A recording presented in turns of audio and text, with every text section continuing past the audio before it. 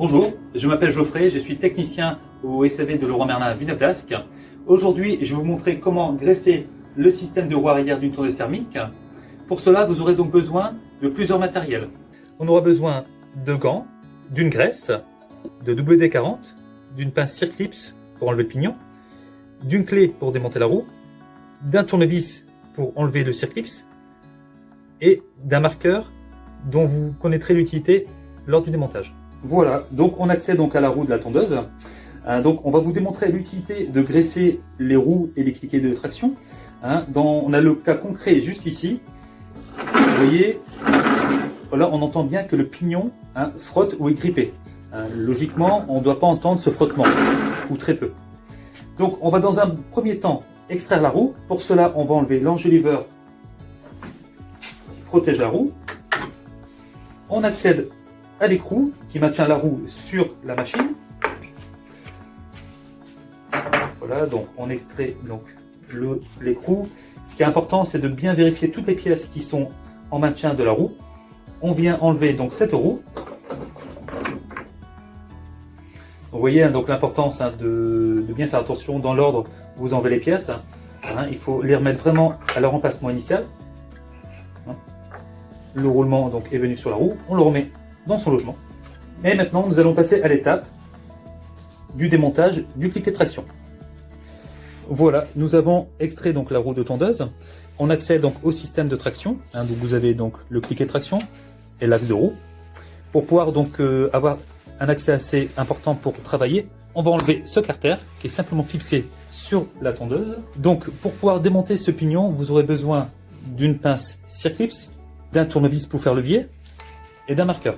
Alors, ce marqueur, il va servir lorsque vous allez démonter et même remonter le pignon, de faire un petit traçage. De telle façon à ce que lorsque vous aurez démonté le pignon, qu'on puisse le remonter dans le bon sens. Donc, on évacue le clips à l'aide du petit tournevis. Maintenant, on va pouvoir extraire le pignon et on va enlever la petite barre qui entraîne le pignon. On va pouvoir procéder maintenant au nettoyage et au graissage de cette partie. Voilà, donc on a extrait le pignon. On va venir donc à l'aide d'un chiffon donc nettoyer cette partie-là, enlever la graisse qui avait été mise à la précédente intervention. Donc vous voyez, donc la partie est propre. On va donc pouvoir maintenant graisser. Donc on va utiliser donc cette graisse. Donc on va pouvoir donc, vous voyez, j'ai mis des gants donc en latex de telle façon à avoir une meilleure adhérence sur la graisse. Je prends au bout de mon doigt. Donc je vais en mettre donc sur la partie fixation de la roue, sur l'axe. Vous voyez, il n'y a pas besoin d'en mettre beaucoup. Vous en mettez juste en fait le temps sur l'axe de telle façon à ce que la roue rentre facilement. On va faire la même chose ici. Et on va en mettre également dans le trou. Parce qu'on va revenir insérer ici la barre qui va permettre d'entraîner le cliquet de traction. Vous voyez, j'en mets sans trop en mettre, un petit peu de chaque côté. Voilà, donc l'opération graissage était faite. Vous voyez, il n'y a pas besoin d'en mettre beaucoup. Le graissage a été parfaitement réalisé. Donc on va pouvoir dans un premier temps insérer donc la barre qui va entraîner le pignon. Donc ici, vous pouvez voir, ça coulisse parfaitement.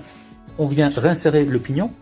Souvenez-vous, tout à l'heure, on avait parlé d'un petit repère noir qui nous permettent de le remettre dans le bon sens. Donc on vient l'insérer. On va venir donc réinsérer donc le clips. Donc le clips bien important, il faut que ce soit dans la gorge, de telle façon à ce que le pignon ne s'en aille pas. Donc vous voyez là, c'est parfait. On va ensuite remettre le carter de support de roue.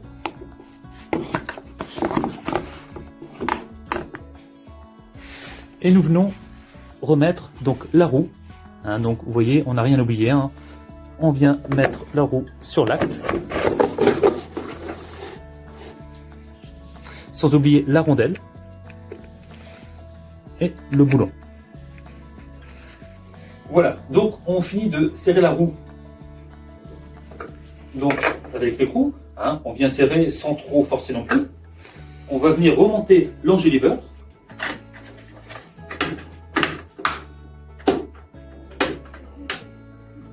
Voilà, tout à l'heure on vous parlait de l'utilité à graisser la roue. Tout à l'heure, rappelez-vous, il y avait un frottement au niveau de la roue. Maintenant, une fois que la roue était placée, vous pouvez constater que la roue roule parfaitement. Il n'y a plus de frottement. L'opération que je viens de faire sera évidemment à faire sur la roue opposée. On va vous expliquer maintenant l'utilité du WD-40 pour le graissage des câbles, que ce soit le câble de traction ou le câble de démarrage.